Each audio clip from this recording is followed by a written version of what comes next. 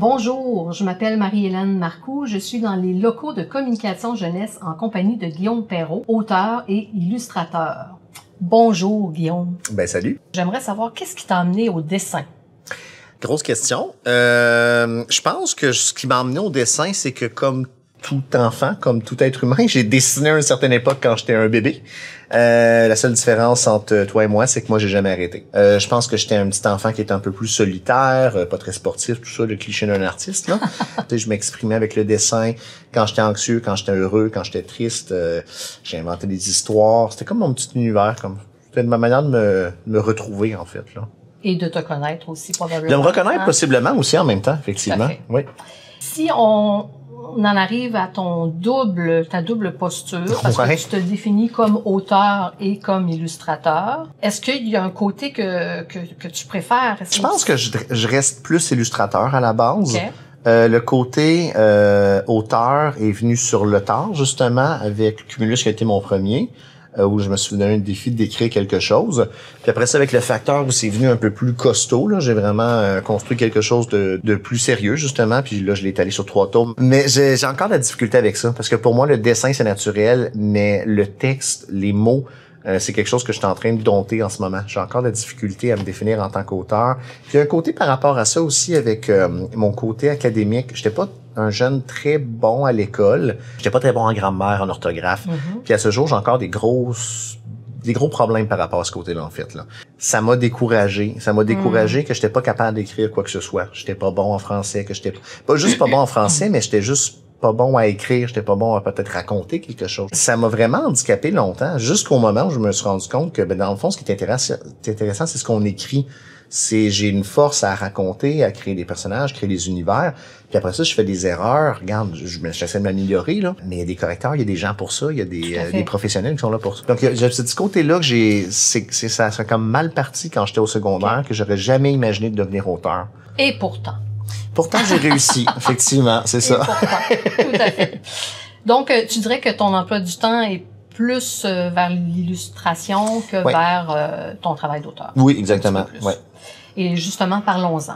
Un projet d'illustration, comment ça se développe? Ça va être beaucoup la maison d'édition qui va jouer le rôle d'entremetteur. Donc, l'auteur va envoyer son texte, la maison d'édition va jeter un coup d'œil à ça, puis il va essayer de faire un repérage sur qui est intéressant à matcher. Puis après ça, comment ça naît? Parce que moi, ce que j'aime, c'est le travail de collaboration qu'on a après ça. Avec la maison d'édition, avec l'auteur évidemment, puis avec moi, cette espèce de triangle amoureux là que ça crée là. Moi j'adore ça parce que tu sais c'est vraiment là qu'on va pouvoir rebondir comment l'auteur a imaginé son personnage, son univers, comment la maison d'édition l'a interprété aussi. Puis après ça, moi comment je veux apporter ce texte-là aussi visuellement. Quel serait le plus grand défi ou la plus grande difficulté de mettre en image les mots d'un autre? Je pense que le plus difficile, c'est juste de saisir où l'auteur a voulu aller avec ça. Parce qu'évidemment, quand l'auteur crée un univers, il y a sûrement une idée que même des fois c'est inconscient, tu sais, quand on va créer quelque chose, quand on va écrire un texte, on a comme un thème que c'est peut-être pas évident dans le livre, c'est quoi le thème. Fait que c'est d'aller creuser un peu plus creux puis de se rendre compte comme qu'est-ce que l'auteur a voulu dire, c'est quoi le sujet qui est pas apporté dans le livre, puis aussi où on peut apporter le livre ailleurs avec l'image. Tu sais, d'être capable de dire, oui, t'as écrit des trucs, les personnages ont des dialogues, tu me décris la chambre du petit garçon, etc. Mais qu'est-ce qui est pas dans le texte qu'on peut aller chercher? Tu sais, est-ce qu'on peut aller chercher une émotion autre? Est-ce qu'on peut aller chercher... Ça, c'est ce que je trouve vraiment intéressant, tu sais, dans la chambre du petit garçon, y a-tu des éléments qui nous laissent deviner telle chose ou telle chose? Puis l'auteur va, j'avais pas pensé à ça, c'est vrai, c'est intéressant, tu sais, puis que ça soit la personnalité du personnage ou l'univers dans lequel il vit, est-ce qu'on est plus dans telle époque, est-ce que, tu sais, qu'est-ce qu'on veut ressentir? Et donc, il y a quand même un travail sous-jacent avec l'auteur. Ouais. Puis peut-être que tu t'en viens à révéler certains aspects de l'œuvre à l'auteur lui-même. Ben oui, effectivement, c'est ça. Je pense que c'est ça qui est intéressant, parce que l'auteur a déjà un beau canevas, mais après ça, c'est d'y relancer ces questions-là. Des fois, c'est juste des questions visuelles, mais qui va y faire surgir comme, j'avais pas pensé à tel élément. T'as une minute, je vais rajouter ça dans le livre, ou finalement, on va l'illustrer, ou... Je trouve ça très intéressant, cette espèce de ping-pong là, de co-création là. Si on vient vers tes œuvres, les 3 tomes du Facteur de l'espace que j'aime tellement, Bob fait partie de ma vie. Merci. Ben, à quel moment il a commencé à faire partie de la tienne? Ben, l'histoire est, c'est assez drôle quand même. Moi, j'ai toujours été un fan de science-fiction. J'aime beaucoup la science-fiction. Puis à un certain point, j'avais déjà dans la tête de commencer à créer moi-même une histoire. Puis je suis allé voir le film Interstellar. Donc, j'ai adoré ce film-là. Je suis revenu en étant un peu ébranlé, émerveillé par les caméras, l'histoire, tout ça. J'ai adoré ça. Je suis revenu à la maison, puis je faisais des petits gribouillis d'astronautes. J'ai dessiné des astronautes, j'essayais de les rendre de plus en plus simples possible. Puis à un certain moment, j'ai mis une casquette à un des astronautes. Je sais pas pourquoi, j'étais en délire, là. Puis j'ai mis un petit sac bandoulière. Puis je commençais à mettre des sacs à dos, tout ça. Puis là, je me suis dit, c'est drôle, on dirait qu'il a l'air d'un livreur, un genre de facteur. C'est drôle, tu sais. Puis ça a comme resté dans mon calepin longtemps. Après ça, j'ai commencé à le dessiner en plein de positions différentes, avec son casque, sans son casque, faire un petit vaisseau spatial. Puis plus que j'y pensais, plus que ça devenait logique. Puis je me disais, ben je veux faire quelque chose de fantastique pour les enfants, de science-fiction.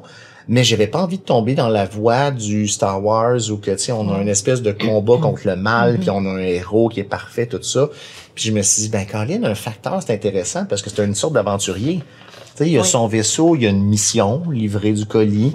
S'il est dans l'espace, ben, c'est ça, là, il visite des planètes, des extraterrestres, des robots. Colin, ok, tu sais, des jungles extraterrestres, des météorites. Puis on n'a pas un grand méchant, la Darth Vader ou des choses comme ça. On n'a pas de mission de fin du monde. Fait qu'on reste dans l'aventure, dans la comédie, mais en étant, tu sais, un boulanger, un cordonnier, un facteur, quelque chose de super banal. Puis je trouvais ça intéressant d'aller piocher là-dedans, justement, pour aller raconter la science-fiction. J'aime particulièrement le tome 1 du Facteur de l'espace et je l'ai lu à plusieurs reprises avec des groupes d'enfants du primaire. Et j'aime beaucoup la conclusion parce que c'est le retour. Donc, pour ceux et celles qui ne connaissent pas, qui n'ont pas lu encore le Facteur de l'espace tome 1, Bob, qui aime la routine, se fait imposer une nouvelle routine par son patron et il veut retrouver sa routine. Mais quand il revient à la base, c'est là qu'il s'aperçoit de la beauté des rencontres qu'il a fait ce jour-là. Ouais, la beauté des rencontres, la beauté des lieux, la beauté... Et le fait aussi de, parfois, ben, quand on voit les choses d'un petit peu plus loin, quand on prend un pas de recul, on comprend bien des choses. Et moi, je me demandais si les enfants allaient le voir. Eh bien, ils l'ont vu. Ouais, ça, c'est bien. Et on en ressort avec un message et ça, je trouve que c'est vraiment fabuleux. Tout comme le tome 2 avec sa stagiaire, Marcel. Oui, exactement, oui. Tu sais qu'il y a des enseignantes qui l'ont lu quand ils accueillaient elles-mêmes une stagiaire. Ah, et qui ont fait des comparatifs. Et on en vient au tome 3. Il y a un aspect de ton œuvre qu'on n'a pas parlé, c'est les différentes langues. Parfois, c'est des petits gribouillis, mais avec la réponse de Bob, on déduit leur conversation. Et dans le tome 3, la livraison 1, le langage est tout à fait absent. Ben, c'est juste que dans le fond, dans le tome 3, on tourne un peu plus vers Bob a la difficulté à s'affirmer. Fait dans le tome 3, on parle un peu plus de la communication. Puis justement, dans le chapitre 1, je m'étais dit, ben tu sais, ça serait intéressant de faire un chapitre qui est muet au complet.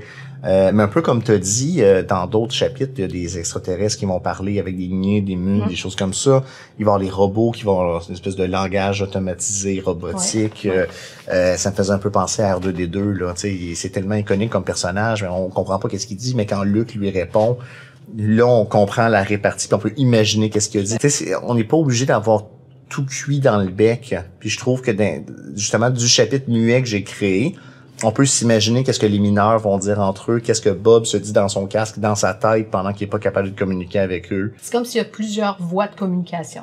Oui. Et tout ce beau monde-là vit ensemble et se côtoie. Exactement. J'aimerais ça que tu me parles de la fin du tome 3, parce que Marcel, notre stagiaire, est maintenant factrice. Oui, exactement. Et on laisse entendre que elle vit elle aussi tellement d'aventures que peut-être qu'elle pourrait avoir un livre de ses aventures. Est-ce qu'on s'en va vers un tome 4 où Marcel sera là encore plus présente avec Bob? Marcel va être là, c'est sûr et certain. Mais il y aurait peut-être plus une question de faire un genre un anglicisme, un spin-off. Donc, ce serait peut-être les aventures de Marcel. Je sais pas encore. Je lance ça, je promets rien. Et quand tu regardes l'ensemble de ton œuvre, de quoi es-tu le plus fier? De faire ça de ma vie. Ben, honnêtement, oui, parce que je peux... Une fierté. Ouais, ben merci.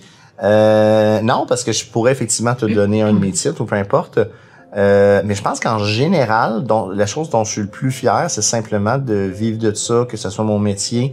Puis un peu justement avec l'autre côté que j'ai eu des difficultés académiques, j'étais pas tant motivé à l'école, tout ça, de me rendre compte que finalement j'ai une carrière dans le domaine du livre, dans le domaine des arts, que j'ai envie que les gens à la maison apprécient qu'est-ce que je fais, petit et grand. Ça fait vraiment chaud au cœur. Puis je pense que ça, c'est vraiment une belle réussite en soi. Puis il faut souvent que je m'en rappelle, là, ça. Il faut que je me le remette dans la tête que j'ai une belle... j'ai travaillé fort, mais j'ai quand même une belle chance d'être où je suis en ce moment, en fait. Là. Merci encore de ta merci présence. Beaucoup. Merci à toi. Merci à vous. Et je vous encourage à vous abonner à la page YouTube de Communication Jeunesse pour ne rien rater. Surveillez la publication de notre magazine au mois de mai, le magazine Qu'est-ce qu'on lit, pour avoir plein de belles suggestions de lecture. Et je rappelle le thème, l'humour. Donc, on devrait probablement rire aussi et se divertir. Merci, au plaisir.